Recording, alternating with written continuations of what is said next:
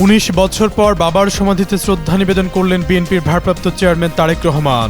জিয়ারত শেষে 2 হাত উঁচিয়ে নেতাকর্মীদের কাছে চাইলেন দোয়া, সঙ্গে ছিলেন দলের শীর্ষ নেতারা। তারেক রহমানের গাড়িবহর ঘিরে রাজধানীর পথে পথে লাখো জনতার ঢল। নিরাপত্তা নিশ্চিতে সেনা, বিজিবি, পুলিশের কড়া নজরদারি। হাত নাড়িয়ে নেতাকর্মীদের সঙ্গে শুভেচ্ছা বিনিময়। বাংলাদেশের পরবর্তী প্রধানমন্ত্রী হতে পারেন বিএনপির ভারপ্রাপ্ত চেয়ারম্যান তারেক রহমান। আন্তর্জাতিক সংবাদ মাধ্যম আল জাজিরার বিশ্লেষণ, তার প্রত্যাবর্তনের রাজনীতিতে এক নতুন সূচনা বলে আখ্যা। ফেসবুকে ভাইরাল তারেক রহমানের ভাষণ আই হ্যাভ এ প্ল্যান। বক্তব্য নিয়ে বাড়ছে কৌতূহল। নতুন রাষ্ট্র বিনির্মাণের প্রত্যাশা বিশ্লেষকদের। স্বদেশ প্রত্যাবর্তনের প্রথম ভাষণে একবার আওয়ামী লীগ শেখ হাসিনার নাম নেননি তারেক রহমান। নেটিজেনদের প্রশংসায় ভাসছেন বিএনপির এই শীর্ষ নেতা।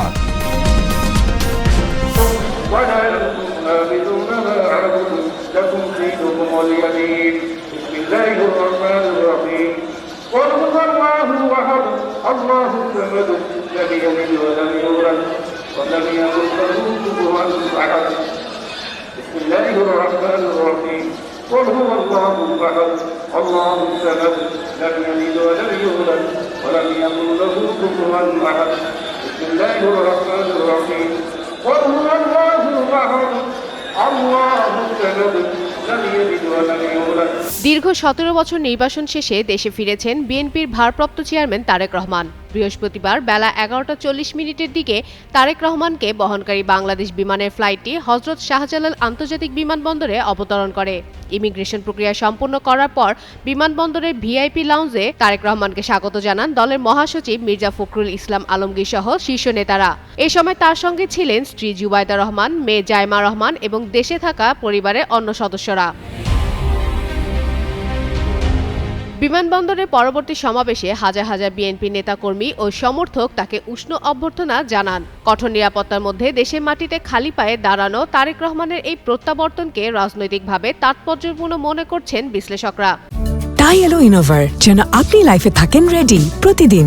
Innova, designed for now. এ নিয়ে একটি বিশেষ প্রতিবেদন প্রকাশ করেছে মধ্যপ্রাচ্য ভিত্তিক সংবাদ মাধ্যম আল জাজিরা। প্রকাশিত প্রতিবেদনে উল্লেখ করা হয়, এই প্রত্যাবর্তন এমন এক সময় হলো যখন ছাত্র নেতৃত্বাধীন গণ অভ্যুত্থানে সাবেক প্রধানমন্ত্রী শেখ হাসিনা ক্ষমতাচ্যুত হওয়ার পর নোবেল বিজয়ী মোহাম্মদ ইউনূসের নেতৃত্বে অন্তর্বর্তীকালীন সরকার দেশ পরিচালনা করছে। এই সরকার আগামী 12 ফেব্রুয়ারি জাতীয় নির্বাচনের ঘোষণা দিয়েছে। নির্বাচনের মাধ্যমে শান্তিপূর্ণভাবে ক্ষমতা হস্তান্তরের প্রস্তুতির মধ্যেই তারেক রহমানের দেশে ফেরা বিএনপিকে নতুন গতি দেবে বলে ধারণা করা হচ্ছে। তারেক রহমানের মা ও সাবেক প্রধানমন্ত্রী খালেদা জিয়া দীর্ঘদিন ধরে অসুস্থ। বর্তমানে তিনি হাসপাতালে চিকিৎসাধীন। এ অবস্থায় বিএনপি কার্যত নেতা হিসেবে তারেক রহমানই দলটির নেতৃত্ব দিচ্ছেন এবং বিশ্লেষকদের মতে নির্বাচন পরবর্তী সময়ে তিনি দেশের শীর্ষ ক্ষমতায় আসার অন্যতম প্রধান দাবিদার। 60 বছর বয়সী তারেক রহমান বাংলাদেশের সাবেক রাষ্ট্রপতি জিয়াউর রহমান ও সাবেক প্রধানমন্ত্রী খালেদা জিয়ার জ্যেষ্ঠ পুত্র। 2008 সাল থেকে তিনি যুক্তরাষ্ট্রে অবস্থান করছিলেন। মায়ের অসুস্থতার পর 2018 সালে তিনি বিএনপির ভারপ্রাপ্ত চেয়ারম্যানের দায়িত্ব নেন। 2001 থেকে 2006 মেয়াদে খালেদা জিয়ার সরকারের সময় তিনি রাজনীতিতে প্রভাবশালী ব্যক্তিত্ব হিসেবে পরিচিতি পান। তবে রাজনৈতিক জীবনে তার বিরুদ্ধে কিছু অভিযোগ ওঠে। 2007 সালে জরুরি অবস্থার সময় তাকে গ্রেপ্তার করা হয় এবং পরে জামিনে মুক্তি পেয়ে চিকিৎসার জন্য যুক্তরাজ্যে যান। বিএনপি বরাবরই এসব অভিযোগকে রাজনৈতিক উদ্দেশ্য প্রণোদিত বলে দাবি করে আসছে। 2024 সালের আগস্টে শেখ হাসিনা পতনের পর তারেক রহমানের বিরুদ্ধে থাকা বেশিরভাগ মামলা ও সাজা স্থগিত বা বাতিল হয়, যার ফলে তার দেশে ফেরা সম্ভব হয়। এদিকে আল জাজিরার নির্বাচিত সমীকরণে উল্লেখ করা হয়েছে, আসন্ন নির্বাচনে বিএনপিকে এগিয়ে রাখা হচ্ছে।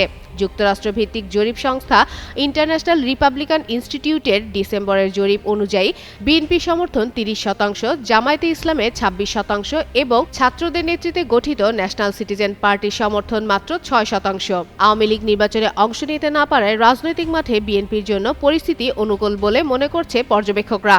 সব মিলিয়ে 17 বছর পর তারেক রহমানের প্রত্যাবর্তন বাংলাদেশের রাজনীতিতে নতুন অধ্যায় সূচনা করল বলে ধারণা করা হচ্ছে।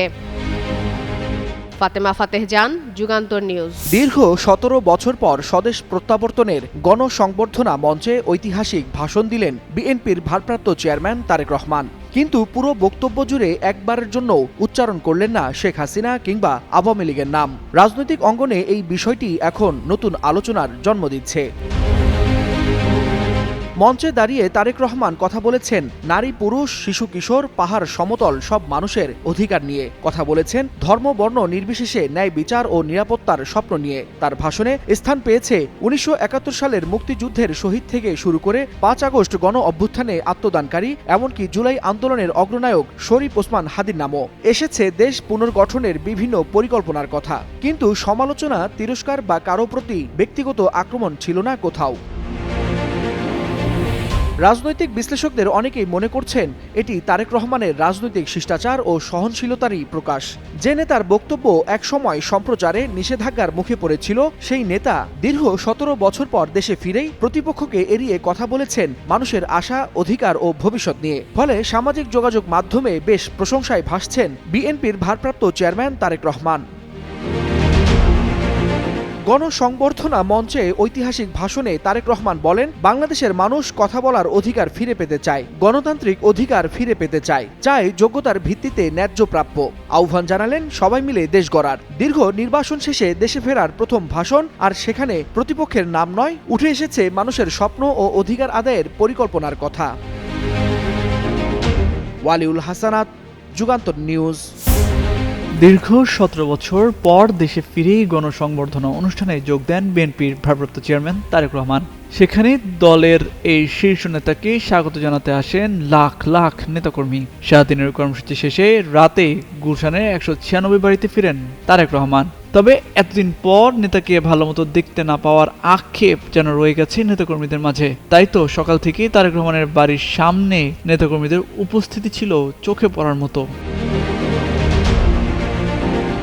বাসার সামনে আসা নেতাকর্মীদের অনেকে বলছেন গণসংবর্ধনায় লাখ লাখ মানুষের মাঝে তারেক রহমানকে ভালোমতো দেখতে পারেননি। এজন্যই সকালে গুলশানের বাসার সামনে এসেছেন তারা। সকাল থেকে দুপুর ১২টা পর্যন্ত বাসার সামনে অবস্থান করে দেখা যায় চেয়ারপারসন সিকিউরিটি ফোর্সের সদস্যদের পাশাপাশি পুলিশ, র্যাব, আইন শৃঙ্খলা বাহিনীর সদস্যরা বাসাটির নিরাপত্তায় রয়েছেন। বাসার সামনেই রাখা হয়েছে তারেক রহমানকে বহনকারী লাল সবুজ রঙের বাসটি। দেশের বিভিন্ন স্থান থেকে আসা নেতাকর্মীরা বাসার সামনেই আসছেন। বাসার বিপরীত পাশের সড়কে অবস্থান করছেন তারা। দীর্ঘ ১৭ বছর পর গেল বৃহস্পতিবার দুপুরে লন্ডন থেকে ঢাকায় আসেন তারেক রহমান। তার স্ত্রী জুবাইদা রহমান ও মেয়ে জাইমা রহমান সঙ্গে এসেছেন। হযরত শাহজালাল আন্তর্জাতিক বিমানবন্দর থেকে তিনি সরাসরি জুলাই ৩৬ এক্সপ্রেসওয়েতে গণসংবর্ধনা স্থলে চলে যান। পুরো পথে বিপুল নেতাকর্মীরা তাকে স্বাগত জানান। এরপর অসুস্থ মা খালেদা জিয়াকে দেখতে এভার কেয়ার হাসপাতালে যান। সন্ধ্যা ৭:৩০টার দিকে এভার কেয়ার হাসপাতাল থেকে বের হয়ে গুলশান অ্যাভিনিউয়ের ১৯৬ নম্বর বাসায় আসেন তিনি। তামজিদ মির্জা, যুগান্তর নিউজ। আপনাদের সামনে আমি বলতে চাই, I have a plan. I have a plan. দীর্ঘ ১.৫ যুগ পর দেশে ফিরে রাজধানী পূর্বাঞ্চলে আয়োজিত বিশাল গণসংবর্ধনায় এই ঘোষণা দেন বিএনপির ভারপ্রাপ্ত চেয়ারম্যান তারেক রহমান। এর মধ্য দিয়েই দেশের মানুষের জন্য এক সুদূরপ্রসারী পরিকল্পনার ইঙ্গিত দেন তিনি। তার এই বক্তব্য সামাজিক যোগাযোগ মাধ্যমে যেমন প্রশংসা ও কৌতূহলের জন্ম দিয়েছে, তেমনি সৃষ্টি করেছে নানা প্রশ্নের। সত্যিকার অর্থে কি বুঝাতে চেয়েছেন তারেক রহমান, আর কি বা রয়েছে তার পরিকল্পনায়?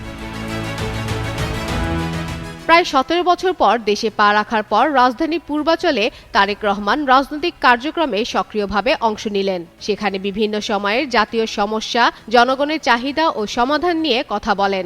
একই সাথে সংবর্ধনায় তিনি মার্কিন কৃষ্ণাঙ্গ নাগরিক অধিকার আন্দোলনের নেতা মার্টিন লুথার কিং জুনিয়রের আই হ্যাভ আ ড্রিম ভাষণকে উদাহরণ হিসেবে তুলে ধরেন। কিংয়ের মতোই মানুষের জন্য একটি স্বপ্ন ও ন্যায়পরায়ণ সমাজ গঠনের পরিকল্পনার কথা বলেন তারেক রহমান, যা দেশের জন্য কল্যাণমুখী রাষ্ট্রের রূপকল্প বলে বলছেন দলটির নেতাকর্মীরা। পুরুষ, মাদ্রাসার ছাত্র সহ বিএনপির যুগ্ম মহাসচিব শহীদউদ্দিন চৌধুরী অ্যানি বলেন, আই হ্যাভ আ প্ল্যান বলতে তারেক রহমান মূলত রাষ্ট্র গঠনের কাঠামো, সামাজিক নিরাপত্তা ও কল্যাণমূলক কর্মকাণ্ডের কথা বুঝিয়েছেন। ইতোমধ্যে ৩১ দফা রাষ্ট্র কাঠামো মেরামতের রূপরেখা ঘোষণা করা হয়েছে। পাশাপাশি ফ্যামিলি কার্ড, কৃষক কার্ড, স্বাস্থ্য ও কর্মসংস্থান বিষয়ক অঙ্গীকারও তুলে ধরেন তিনি। এদিকে রাজনৈতিক বিশ্লেষকরা মনে করছেন তারেক রহমানের পরিকল্পনা একটি জ্ঞানভিত্তিক ও নীতি নির্ধারণ কর্মপরিকল্পনা। বিএনপি ইতোমধ্যে শিক্ষা, স্বাস্থ্য, কৃষি, কর্মসংস্থান, পরিবেশ, ধর্মীয় সেবা ও সামাজিক নিরাপত্তা এই 8টি খাতভিত্তিক পরিকল্পনা নিয়ে কাজ করছে, যা জনগণের দৈনন্দিন জীবনের সঙ্গে সরাসরি সম্পর্কযুক্ত।